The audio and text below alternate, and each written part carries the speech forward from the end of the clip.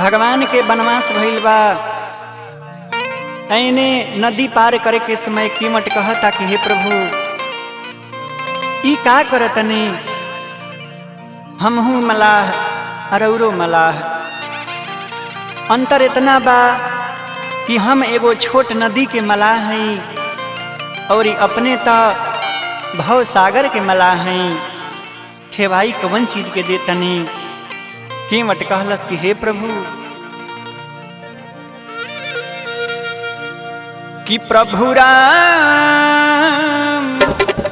तोह से खेवैया न ले, प्रभु राम तोह से खेवैया न ले। हम के मट रौरो के मट, हम के मट रौरो के मट जानिल सररौर भेद। प्रभु राम तोह से खेवैया न ले, प्रभु राम तोह से खेवैया न ले।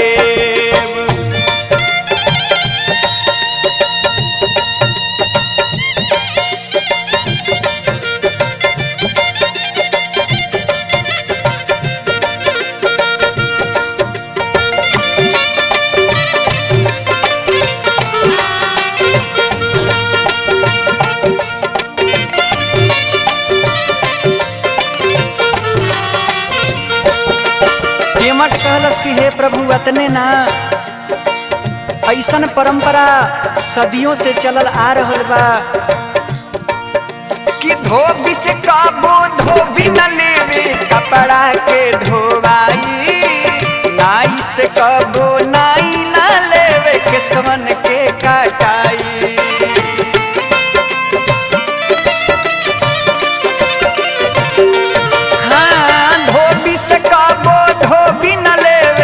कपड़ा के धोआई, नाई से कबो नाई ना लेला किस्मन के काटाई। बड़ भाग मोरा नैया बाटे, बड़ भाग मोरा नैया बाटे, चरण राउर पड़ गेल। प्रभु राम तोह से खेवैया न ले, मोरे राम तोह से खेवैया न ले।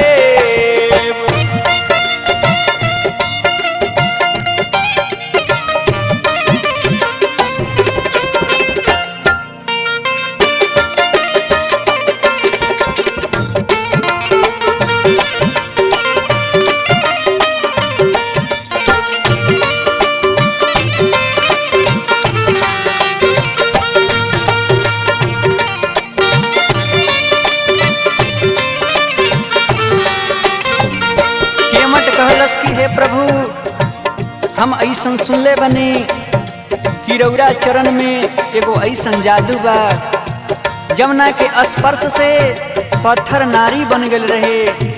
हमार भी रोजी रोटी के सवाल बा। डर बाटे कि रौरा चरण में जादू भरल बा भारी, रौरे चरण से बन गइल रहे पत्थर एगो नारी।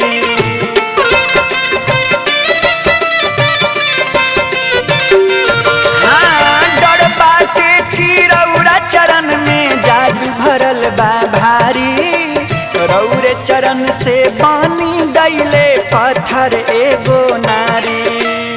हमके आपन भक्ति दे दी, हमके आपन भक्ति दे दी, मांगिल इहे भेंट। प्रभु राम तोह से खेवैया न ले, प्रभु राम तोह से खेवैया न ले। हमहू के मट रौरो के मट, हमहू के मट रौरो के मट जानिल सररौर भेद। प्रभु राम तोह से खेवैया न ले, प्रभु राम तोह से खेवैया न ले। मोरे राम तोह से खेवैया न ले।